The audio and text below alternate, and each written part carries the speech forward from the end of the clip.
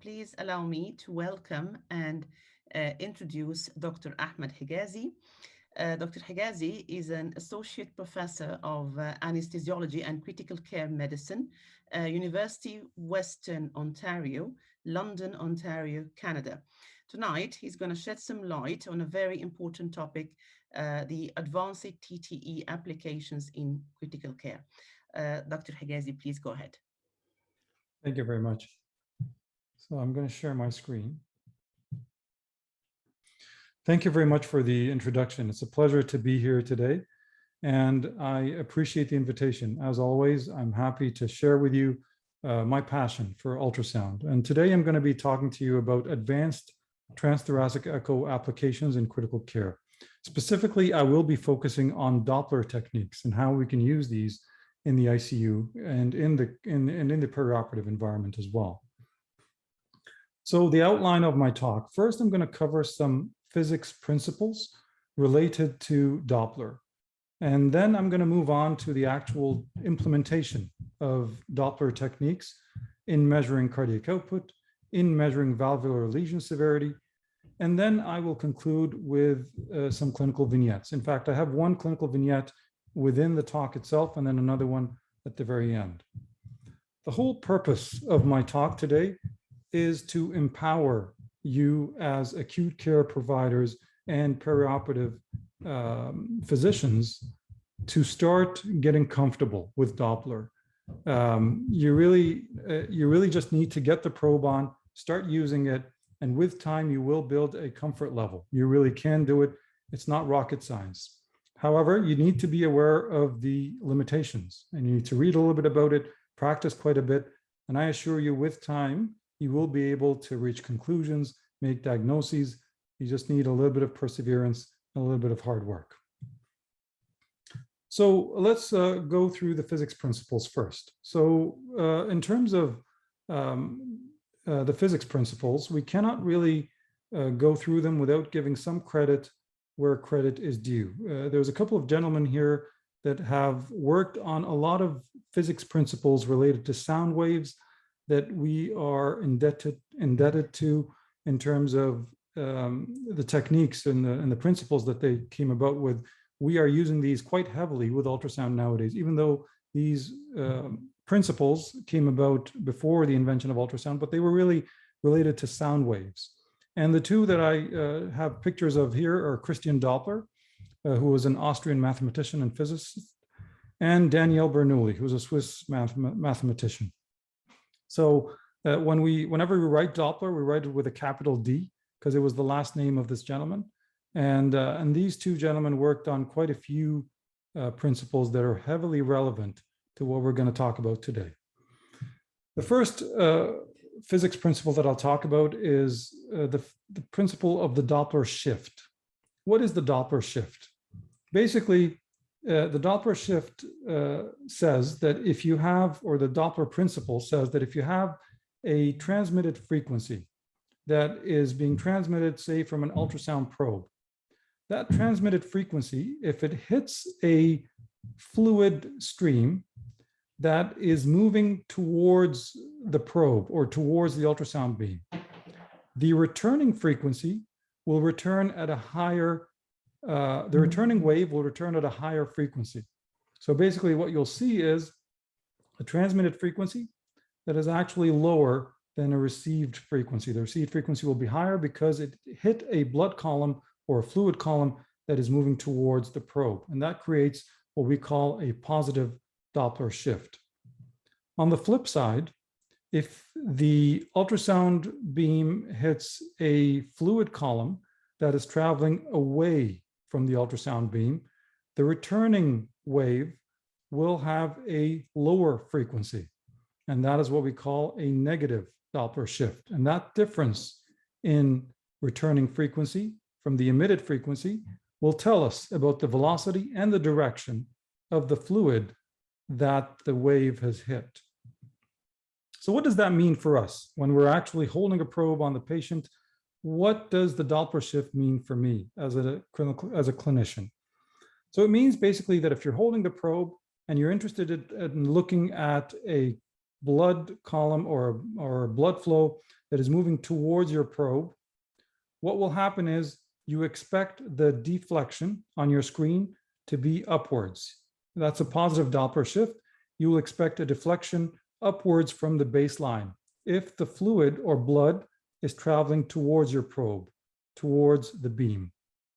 If the fluid is traveling perpendicular to the beam, so the beam is traveling in this direction, the fluid is traveling in this direction, it's absolutely perpendicular at 90 degrees, you will get no Doppler shift. You will absolutely get no deflection. In fact, you will not be able to pick up what is happening if it's traveling at 90 degrees. On the other hand, if fluid is traveling away from your probe, you expect a negative deflection below the baseline when the ultrasound beam encounters a fluid column that's traveling away from it. That is a negative Doppler shift. So two types of Doppler I want you to familiarize yourself with. And I know some of the listeners here may be cardiac anesthesiologists, some may be more comfortable than others, but I want us all to just review the basics here, whether it's new for you, whether it's something that you've heard about before. Let's just review the basics because they're highly relevant. So how does pulse wave work? So pulse wave Doppler, as the name implies, it uses one set of piezoelectric crystals in the transducer. This set of crystals intermittently sends ultrasound, waits for a bit, and then receives the returning signal. That's how pulse wave works. It's pulses of ultrasound being sent by one set of crystals. It sends, it waits, and then it receives. What does it accomplish? It basically samples velocity at a specific depth. It is very range specific, meaning that if you want the velocity at a certain point on your screen, use pulse wave Doppler because it is very specific as to where that velocity exactly is coming from. In fact, it actually times when it starts receiving according to how deep you want to go. And so you set the exact point of interrogation with pulse wave Doppler. However, there is a limitation with pulse wave Doppler. The limitation is there is a maximum velocity that it can detect with accuracy.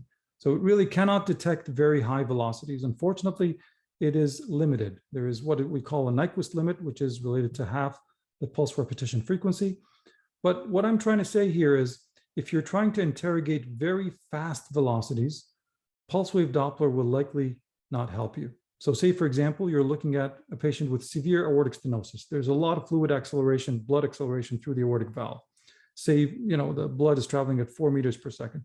Pulse wave Doppler will not be able to pick up such high velocities. So it has an advantage in that it gives you a specific velocity at a specific point, but it has a disadvantage is that it is only good up to a certain limit. It cannot really give you high velocities. Continuous wave, on the other hand, is different. Continuous wave basically uses two sets of crystals. And as the name implies, one set of these crystals is continuously sending ultrasound, and the other set is continuously receiving the signal that is coming back. So it's continuous wave, basically two sets of crystals, one continuously sending, one continuously receiving within the same transducer. And what that accomplishes is that it samples across an entire Doppler beam. So it basically picks up the maximum velocity along that entire line of interrogation. So it's not very specific as to where that velocity is coming from. It just tells you that this is the maximum velocity that we've picked up along that line that you have chosen to interrogate. However, it does have an advantage, even though it's range ambiguous as to where that velocity is coming from. Its advantage is that it's unlimited in its maximum velocity. So if you're looking for, say, an aortic stenosis patient, and their velocities are, as we said, like something like 4 or 5 meters per second, you'll have to use continuous wave. Pulse wave will not be able to pick up such high velocities. Continuous wave you will use, and you will know that it's coming from the aortic valve, because if the aortic valve is stenotic, you know that there will be a fluid acceleration at the point of stenosis. So what does pulse wave look like? So here is what it looks like. You've got a scout view up on top of your screen. You've got a line of interrogation that you've determined, and you've also determined the sampling gate. You've determined what velocity at what point, or sorry, what point you want to assess on your screen. So here we're at a 5-chamber view. So we're trying to assess left ventricular outflow tract velocities, and that's where our sampling gate is. We can set that to where we want with pulse wave Doppler, and it will give us a specific velocity at that point. As you can see here, fluid is traveling, or blood is traveling away from your probe, and so you're getting a negative deflection below the baseline. And the y-axis here is velocity. The x-axis is time. And so you can trace the that flow, or the velocity envelope that you're picking up. You can trace that. And what that gives you, it gives you something that we call the velocity time integral. And that velocity time integral is just telling you what the velocity is across or at that point. And so basically the key point here is it's range specific.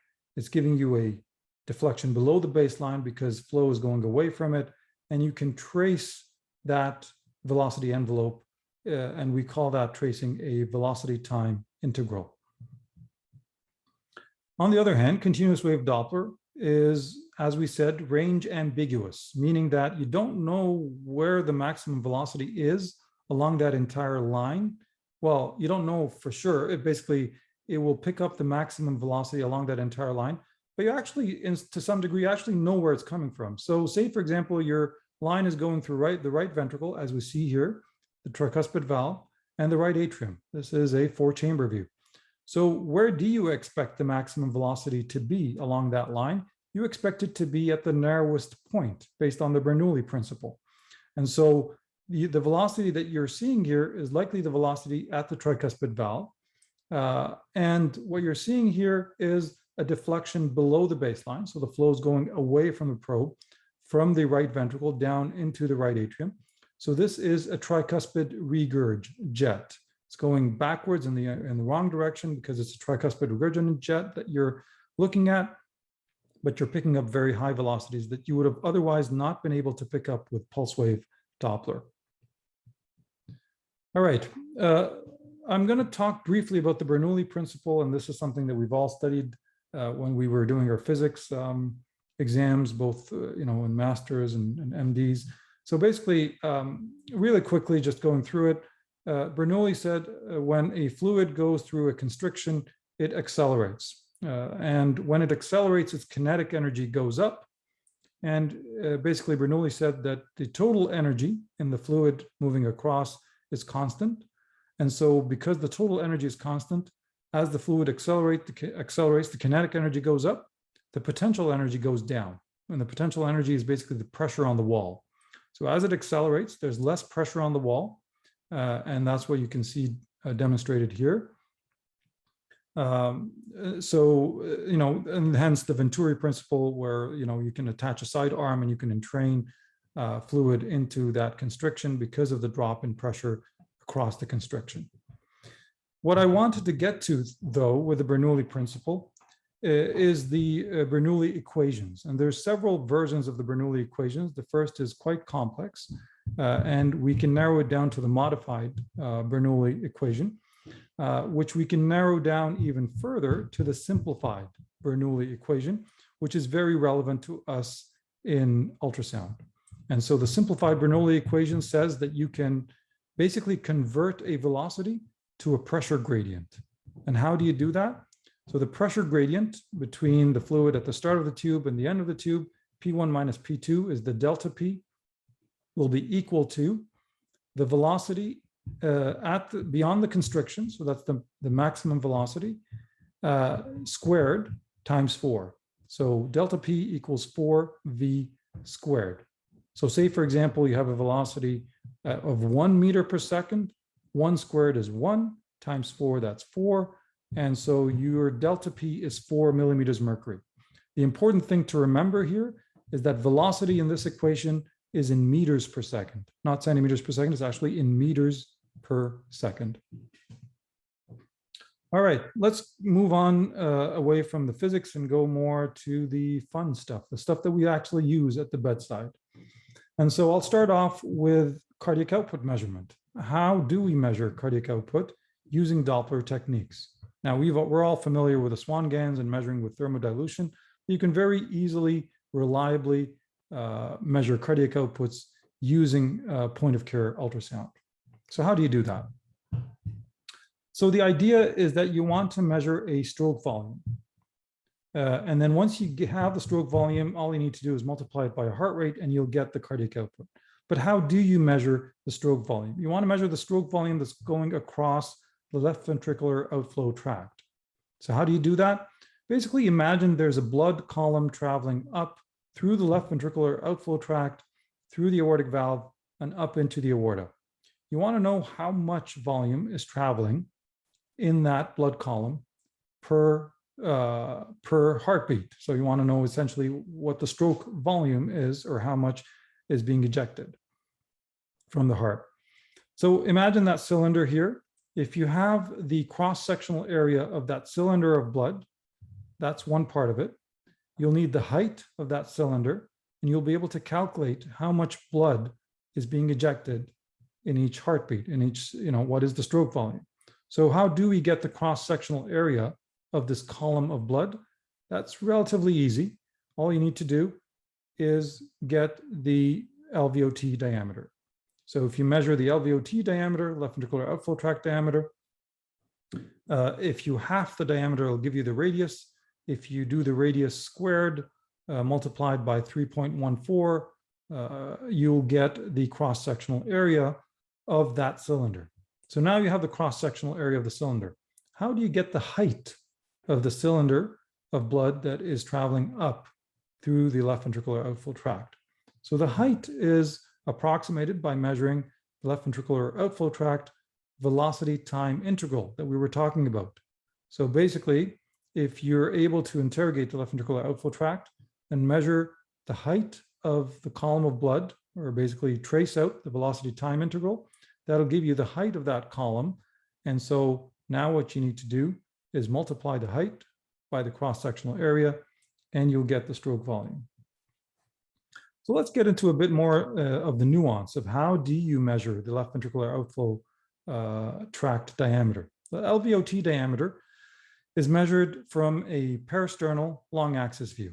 Now, I apologize if somebody's missed the previous two sessions because I talk about these views in detail in these two sessions, and I talk a little bit about some of the valvular lesions as well. If you've missed the previous sessions, I would highly encourage that you go back and review them.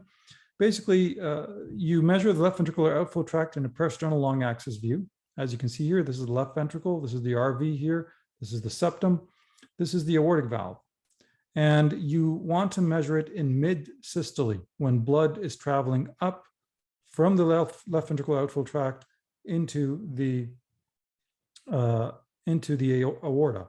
So you measure it in the peristernal long axis in mid-systole. Where do you measure it? Roughly about 0.5 centimeter from the aortic valve. So we go back 0.5 centimeter from the insertion point of the cusps of the aortic valve, and that's where you measure your left ventricular outflow tract diameter. And once you've measured that, say we got a value of 1.8 centimeters here, usually LVOT diameters are related to your body surface area. So there's an equation that tells you what your LVOT diameter should be, or at least the range that it should be in. So here we've measured it at 1.8 centimeters, and we half it to get the radius, and then we square the radius multiplied by 3.14, and we get the LVOT area. Now we have the cross-sectional area of that column of blood. Well, what about the height of the column of the blood? So you get the LVOT VTI. So for that, you need to get an apical 5-chamber view. So the way to get an apical 5-chamber view is that you originally get an apical 4-chamber view first. You're at the apex of the heart, the anatomical apex of the heart. Your index mark is pointing to the left side, roughly about 3 o'clock. And then once you get a 4-chamber view, what you need to do is you tilt your probe to a shallower angle. Remember, the aortic valve is more of an anterior structure in the heart.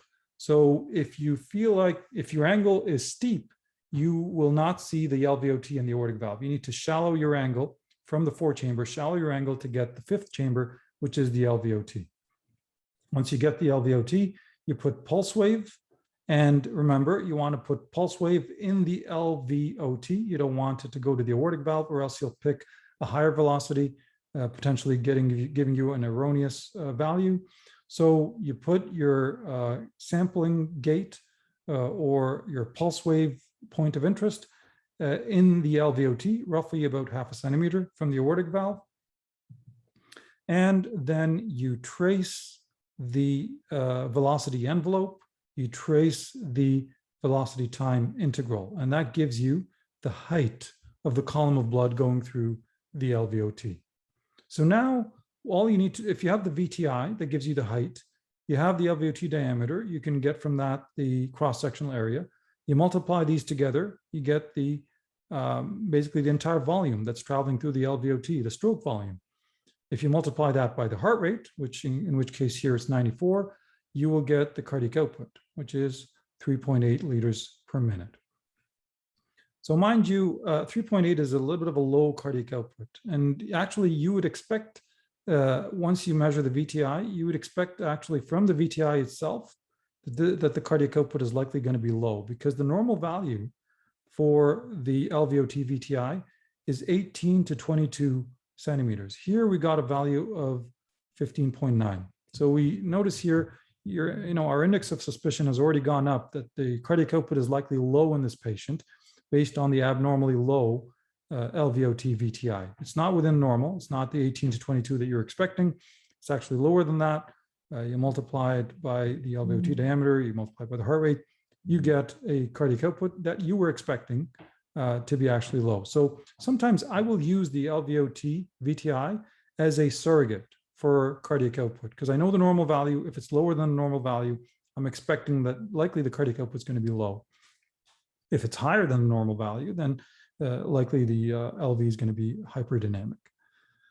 All right, so this is how you measure cardiac output. So in summary, you measure the stroke volume, LVOT diameter is easy enough to get, parasternal long axis, LVOT VTI from the apical 5-chamber view, and you multiply your stroke volume by your heart rate, and you get the cardiac output. There are certain assumptions that you make. Obviously, you assume that all flow is going forward, that all flow from the heart is being ejected through the LVOT. So if there's severe MR, for example, then this calculation will not be accurate because some of the flow will be going backwards. All right, moving on, I'll talk a little bit about valvular lesion severity. Now let's talk about that. And this, we actually touched upon that in our previous talk. We had a full talk on basic valvular interrogation. Now I'm going to talk a little bit more about Doppler applications when it comes time to valvular assessment, which we did not cover last time. We only covered the basic principles. So the good news is I had to update my talk last night because the guidelines for management of valvular heart disease from the European Society of Cardiology and the European Association of Cardiothoracic Surgeons just came out yesterday. So this is a very updated set of guidelines that was published just yesterday, August 28, 2021.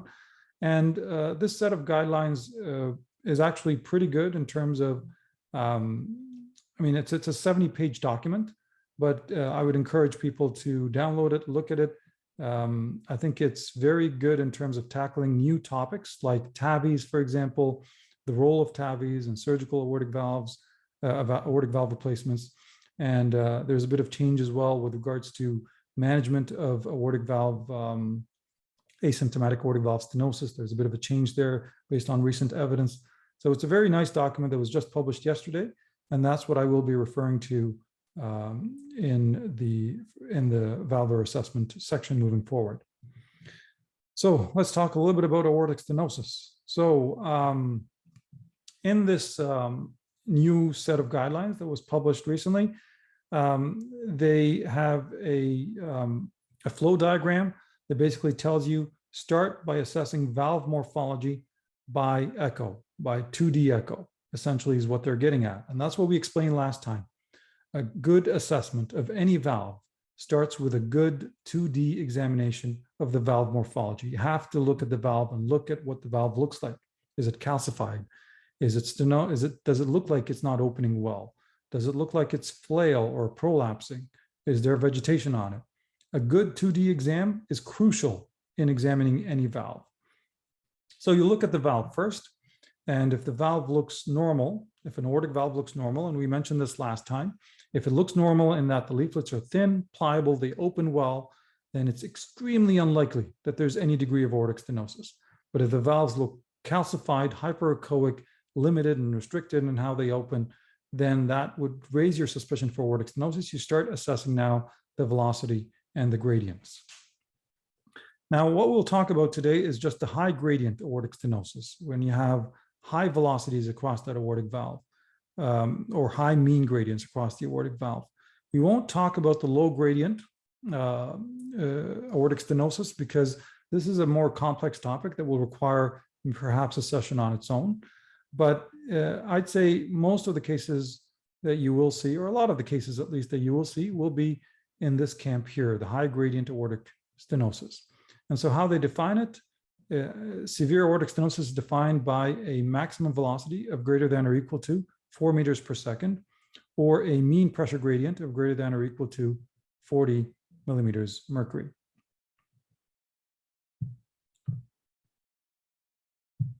So here it is. These numbers have largely not changed in the new guidelines. So as we said, a jet velocity greater than 4 meters per second indicates severe aortic stenosis. And I'm talking about a peak jet velocity. So if you look at the velocity envelope and the peak velocity is greater than 4 meters per second, that is diagnostic of severe aortic stenosis. Or if you have a mean gradient of greater than 40. And the way you get a mean gradient is that you trace the entire envelope and it averages out all the points along that envelope. So it's not rocket science, it's very easy. With a peak velocity, you just need to drop your caliper at the peak of the velocity envelope. With a mean gradient, you need to just trace the entire velocity envelope and it'll give you a mean gradient. Valve areas have not changed, so valve area less than 1 centimeters per second, 1 centimeter square is considered severe, and that you can calculate using the continuity equation. And a valve area index of less than 0.6 centimeters squared per meter squared is considered severe, and that is unchanged. Let me just put in a clinical vignette just to make this all relevant. And this is a real case. This was a case that I was doing when I was on call in the trauma hospital. We got an 82-year-old lady who came, basically presented to the OR with a hip fracture for an open reduction internal fixation. On her past medical history, she's got hypertension, dyslipidemia, she's got renal impairment, her creatinine was mildly elevated, but she was never on dialysis, and she has a heart murmur that has not been diagnosed. Nobody's ever done an echo. She basically doesn't know what that murmur is actually about. It was discovered on examination. So her vitals, her blood pressure is fine for an 82-year-old with hypertension. Blood pressure is okay. Her heart rate's 78. Respirate's fine. She's satting 94% on room air. Nothing there. Her ECG shows LVH by voltage criteria, but no echo on file. So basically, you have a lady with a murmur that is presenting to you for an urgent. Well, the surgeon presented it as something that needed to be done within 48 hours, and so she's presenting for an ORIF. What do? Do you cancel the case and send her for an echo, or do you actually do it yourself? And so I ended up doing it myself. And this is our parasternal long axis view, basically looking at the RV in the near field, the LV down here, the LA in the far field. You get the mitral valve, you get the aortic valve here and left ventricular outflow tract. Aortic valve does look a little bit on the thicker side. This is not normal. And moving on, I put color on the aortic valve, and there is quite a bit of aliasing. You see here the mosaic pattern on color Doppler. We spoke about this in our previous session. The mosaic pattern is because of an increased velocity. Aliasing is what happens when you have a velocity that's very high, or when you have turbulence. And so you see here aliasing, which tells you that something's going on here. My suspicion has gone up now for potentially aortic stenosis. Now, moving on to the apical 5-chamber view. So here you have the LVOT, you have the aortic valve, and here the aortic valve indeed does look very calcified. And you can see here, it's not opening very well. This looks like a very diseased aortic valve. I put continuous wave Doppler across it. Remember, continuous wave, because it's a higher velocity, the pulse wave will not be able to pick up such high velocities. And so I put continuous wave across the aortic valve, and lo and behold, her velocities are extremely high. They're certainly beyond the 4 meters per second, which is the cutoff for severe aortic stenosis. So this lady basically has severe aortic stenosis. And so how do you manage this case? So basically, without delaying the case, without needing to get a formal echo, I did my full exam. It took about 10, 15 minutes in the pre-op holding area. And basically, she had severe aortic stenosis. She had some left ventricular hypertrophy. That was really it on examination. So how do you manage this case? Now you know what you're dealing with, right? Because a lot of us, when you're first starting off to do anesthesia, and especially our junior colleagues, when they're first starting off and they're asking for cardiology consultations, the cardiology consultation will come back and say, avoid hypoxia, avoid hypotension, avoid this and that and the other. And really, all you need is, as an anesthesiologist, at least, who knows what they're doing, all you need is, what is the diagnosis? And I'll know how to manage it from here on, really. And if there's optimization that needs to happen, that could also be provided. But essentially, with severe aortic stenosis, what you need to do is mind your hemodynamic goals. You need your preload to be high, because you have a poor LV compliance. You typically will develop left ventricular hypertrophy with long-standing aortic stenosis. The poor LV compliance means that you become preload dependent, and you need the atrial kick. You need the atrial systole, because the left ventricle compliance is very poor from the long-standing LVH, from the long-standing aortic stenosis. Also, any hypotension that will happen will be tolerated very, very poorly. You want to maintain afterload very well, because any drop in diastolic blood pressure will compromise coronary perfusion, or any tachycardia that will shorten the diastolic time and will also compromise coronary perfusion, especially when you have left ventricular hypertrophy, when you have a higher demand. Any drop in blood pressure with severe aortic stenosis will lead to subendocardial ischemia and will not be tolerated very well. And so we need to be very aggressive in avoiding hypotension in somebody with severe aortic stenosis. So what did we do? We obviously minded our anesthetic goals. We put in an awake arterial line before we touch the patient, just to make sure that we have a beat-to-beat monitor of our blood pressure. Before induction, we put wide-bore IVs. We were very aggressive, preemptive in our treatment of any anticipated hypotension.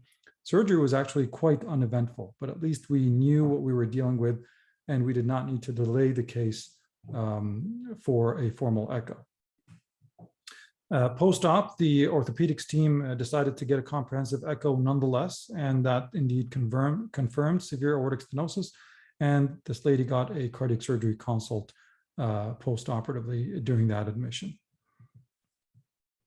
Okay, I'll move on to aortic incompetence. So here we will talk a little bit about the criteria for severe aortic incompetence. So we mentioned last time that you look at a 2D exam of the valve, look at whether the leaflets are abnormal, if there's vegetations, if they're flail, if there's a wide coaptation defect. If there's long-standing aortic incompetence, you'll start seeing LV dilatation. On color Doppler, we mentioned last time how to get a vena contracta and how to examine the jet. Now let's move on to the more advanced stuff that we're talking about today, which is spectral Doppler. And spectral Doppler is a term that encompasses both pulse wave and continuous wave. So both together are called spectral Doppler. And so if you look at an aortic incompetence jet, if the continuous wave signal of the regurgitant jet is dense, that is an indication that it's likely severe. if there's a pressure half time that is steep and less than 200 milliseconds. And I'll explain that in a second. So basically, the pressure half time is an indication of how quickly the pressure equalizes between the chambers. So let me, put that aside, hold that thought for a second. We'll get to it shortly. And then if there's a prominent holodiastolic flow reversal in the descending aorta, that also indicates severe aortic incompetence. What does that mean? So let's explain this one. So here, basically, what you're expecting is during systole, flow is traveling forward down the aorta from proximal to distal, from the heart down to the peripheral tissues. During diastole, the aortic valve closes. You expect a little bit of reversal in early diastole. The flow may reverse a little bit, go backwards a bit, just in early diastole. But then you get the elastic recoil of the aorta, and then you get continued forward flow. You don't get backward flow during diastole, except for maybe the very early portion. If you have a leaky aortic valve that is opening during diastole. So during diastole, the aortic valve should be closed.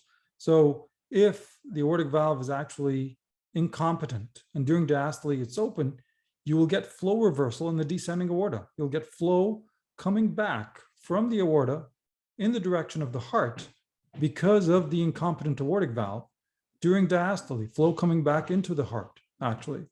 And so if the flow reversal is holodiastolic throughout the entire diastole, that is an indication of severe aortic incompetence. That aortic valve is severely incompetent.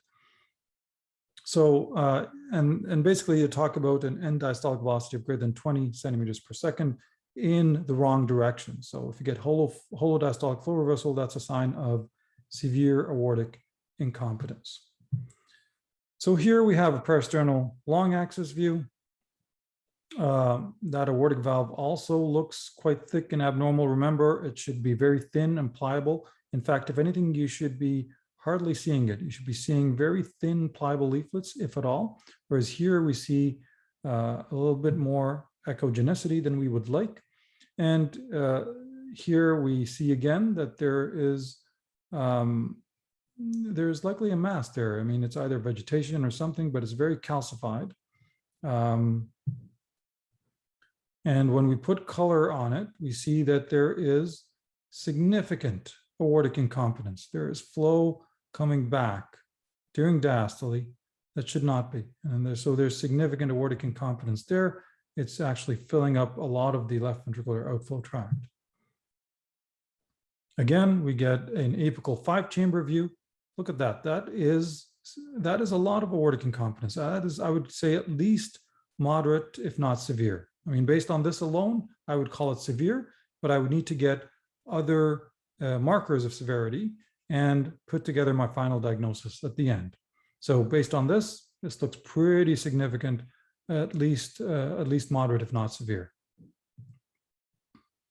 Now here, look at that. This is a continuous wave that we've put through the aortic valve.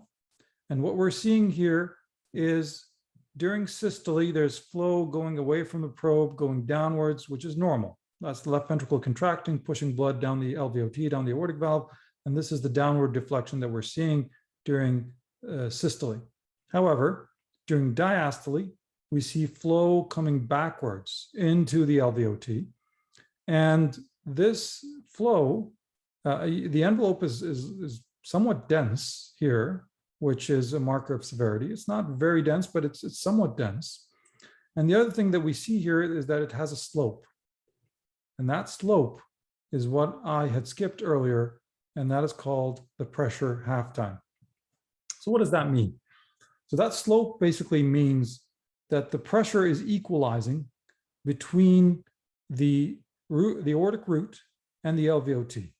Now, obviously, if you have a very leaky aortic valve, if you have severe aortic incompetence, that pressure between the aortic root and the LVOT will equalize very quickly, and you'll get a steep drop in that velocity profile. And so on the other hand, on the flip side, if you have a very small, say, for example, defect, and you have a very mild aortic incompetence. If it's mild, then the pressure between the aortic root and the LVOT will not equalize very quickly, and you'll see more of a shallow rooftop here. It won't decline this quickly. It will look more like a rooftop that is somewhat inclined, but less shallow, but less steep, basically more shallow of an angle. So here, if you actually measure the pressure half time, and what pressure half time means, it means the time it takes for the peak pressure to drop by half. If it drops really quickly and it drops by less than 200 milliseconds, drops by half in less than 200 milliseconds, that means there is severe aortic incompetence because the pressure is equilibrating between the LVOT and the aortic root very quickly, and the flow is dropping off very quickly. And so here the pressure half time is about 350 milliseconds, so it's more in the moderate range. If it was less than 200 milliseconds, you would definitely call it severe. So now we have features of the, the color Doppler certainly looks severe. The pressure half time looks more like in the moderate range. I would call this basically moderate to severe aortic incompetence. And that's why you have the shades of gray in between. You can call it severe, you can call it moderate, or you can call it moderately severe. And that's what our colleagues in cardiology will always do as well. So what are we looking at here? We're looking at the descending thoracic aorta. Look at it, it's pulsatile, it's straight, it's extrahepatic. What are we interested here in? We're interested in looking at flow reversal. So we're putting color Doppler on it, just making sure, yes, this is the descending thoracic aorta. Now I'm in the subcostal region with my probe pointing towards the head, the index mark pointing towards the head, but I'm just below the xiphoid process in the subcostal area, looking at the descending thoracic aorta. And I put pulse wave Doppler. I want Doppler here. I want to see where is the flow going. And basically during systole, you see here during the systolic phase, you see an upstroke. Flow is going away from the heart, going down normally. That's what it does. During early diastole, there's a bit of reversal. However, that reversal continues. You see here that it doesn't return to baseline. There's a bit of flow reversal throughout the cardiac cycle, a bit of a deflection below the baseline throughout the cardiac cycle. And they mention here that towards the end of the cardiac cycle, if the velocity is still greater than 20 centimeters per second, that is definitely a sign of severe aortic incompetence. So here there's holodiastolic reversal. It may be just shy of the 20 mark, but there certainly is a reversal throughout diastole. So here, what do we have? We have moderate to severe aortic incompetence. Putting everything together, that's what our assessment will be. All right, moving on to mitral stenosis. Mitral stenosis, we tend to see more with rheumatic heart disease. I'd say, number 1, number 2, number 3, number 4 in terms of causes of mitral stenosis usually is rheumatic. In general, the guidelines for severity have not changed. They're pretty much the same. In fact, they don't really talk about it that much in these new guidelines. So nothing's changed here. I'm actually referring to the old guidelines here in 2017 by the by the American Society of Echo, because the new guidelines, they didn't really talk too much about the actual echo features of mitral stenosis. So it's safe to assume that these have not changed. So in terms of mean gradient, any mean gradient greater than 10 equals severe mitral stenosis. Any pulmonary artery systolic pressure greater than 50 is a sign that this mitral stenosis is severe. Basically, the back pressure from the mitral stenosis has resulted in pulmonary hypertension and an elevation of pulmonary artery systolic pressure. Any valve area less than 1, so that has not changed. These are the old guidelines. So let's look at this parasternal lung axis view here. You look at the mitral valve. The mitral valve is opening and closing. It opens obviously during diastole. but it's not opening all the way. You see that its tip here is somewhat limited, restricted in its movement. And in fact, this is actually a classic hockey stick appearance that you see here. It's not like the tip is restricted. It's actually pulled. It's not going up. So this hockey stick appearance is very suspicious for mitral stenosis. We put color Doppler on it. This is a big color box that is looking at both the aortic valve and the mitral valve. You see there's actually aortic incompetence as well. There's a big jet of aortic incompetence in addition to a bit of mitral incompetence. So there's a mild mitral incompetence, at least based on this view. It's, I would grade it as mild, but I would definitely corroborate with other views before assessing the severity. So here, zooming in on that mitral valve, you see how it actually does not open to its fullest. In fact, it seems to be somewhat restricted in its movement, and it looks like a hockey stick. So during diastole, you would expect that tip to open and for the mitral valve to be, open backwards all the way, whereas you see a bit of restriction at the tip there and the hockey stick appearance. Putting color again, a little bit of MR there, in addition to the AI that we saw previously.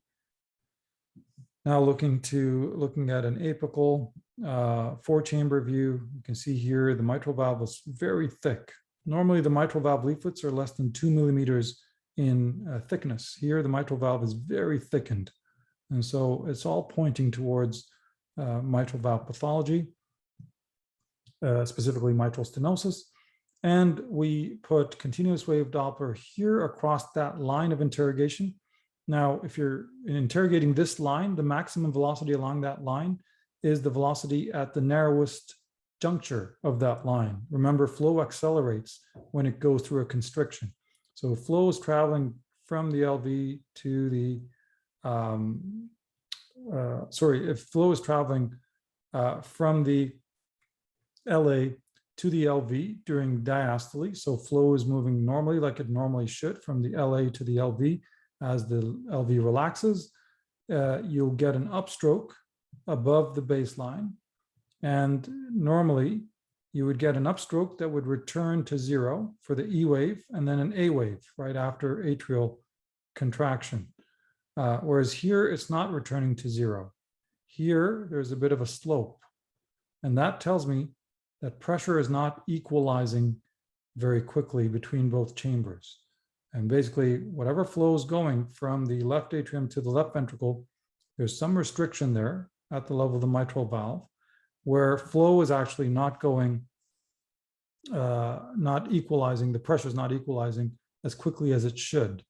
And when you measure the actual gradient, when you trace the velocity envelope, you get a mean diastolic gradient of 12 millimeters mercury. So we've traced it out a few times here. 12 is certainly above the cutoff for severe mitral stenosis. All right, so last but not least, I've spoken a lot and I know I tend to go over time, so let me just wrap it up with a nice case here. And so let me talk about this clinical vignette. This is a lady that also presented to the operating room for an open reduction internal fixation of a distal femur fracture, 63-year-old lady, basically one of our residents who had gone through the point of care ultrasound rotation and had picked up the skill, was involved in this case. And then he called me after it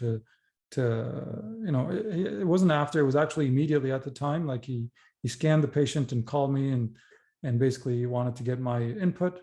So this was a 63-year-old lady who had morbid obesity, BMI of 57. So really, really on the heavy side.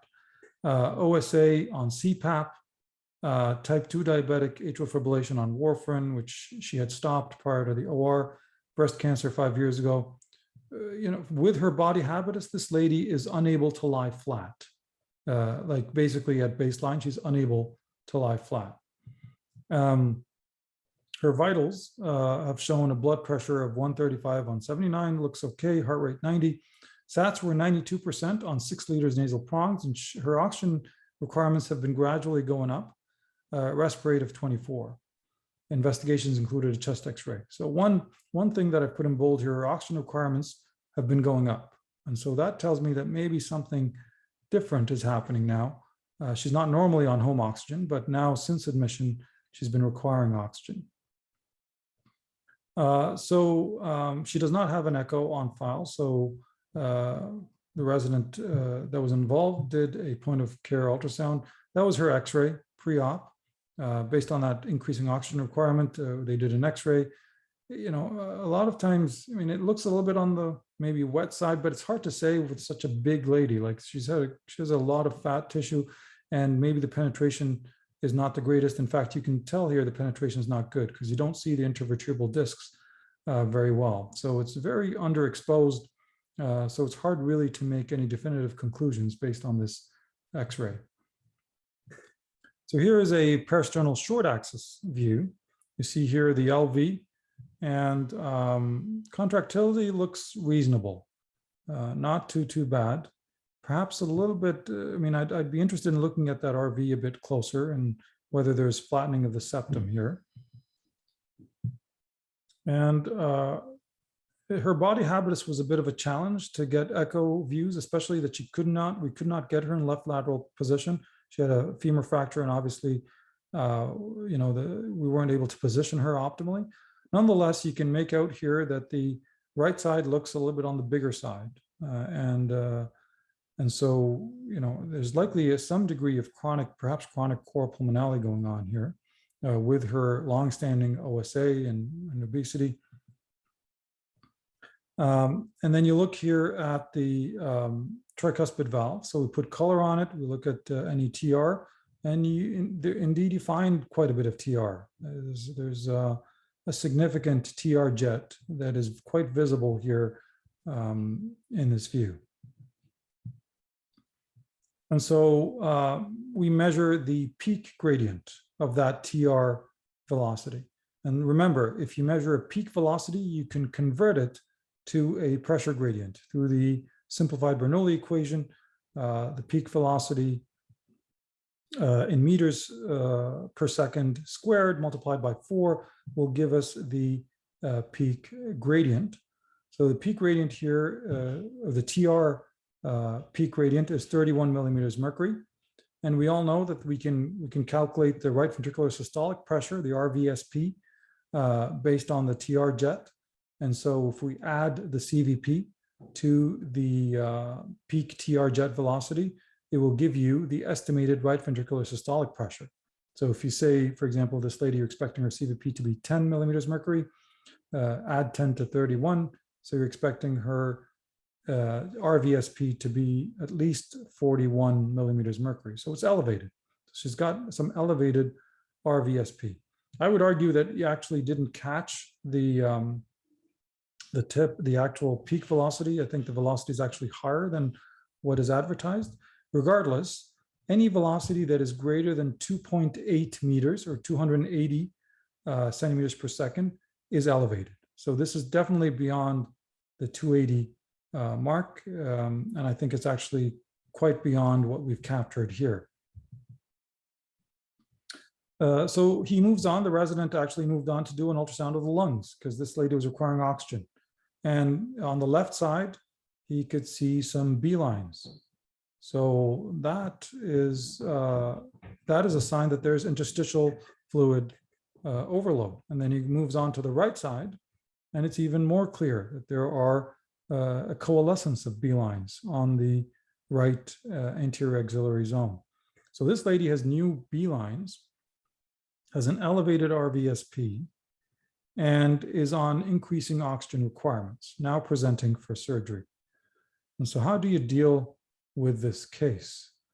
So the anesthesiologist basically discussed with the surgeon at the time, said this is going to be a bit of a challenging case. She can't lie flat. She's on increasing oxygen requirements.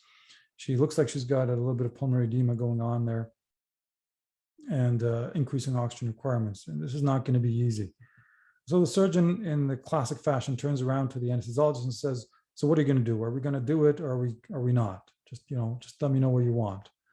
And so the verdict, after a bit of a discussion, was that this lady needed optimization. She presented in pulmonary edema. She was postponed for optimization. A medicine consult was put in, and they started her on diuresis. And with diuresis, over the next few days, her oxygen requirements did improve. And she went to the OR 4 days later, uneventfully. The anesthesiologist elected to admit straight to the ICU post-op for monitoring, but it was clearly just only for monitoring. She really was quite optimized at that point. And then she was discharged to the ward the next day, and she was discharged from hospital on post-op day 5. Okay, so this is my email. I'd like to thank you all for your time, and I appreciate everybody's attention. In summary, what we covered today was we covered the basic physics principles around Doppler. We covered how to do basic Doppler interrogation for cardiac output. We covered basic valvular assessment using Doppler, and we went through a couple of clinical vignettes. And thank you very much. Thank you very much, Dr. Hegazy. That was really very comprehensive, a very important topic that you have put in a nice and easy way. Thank you for that. I have got a question for you.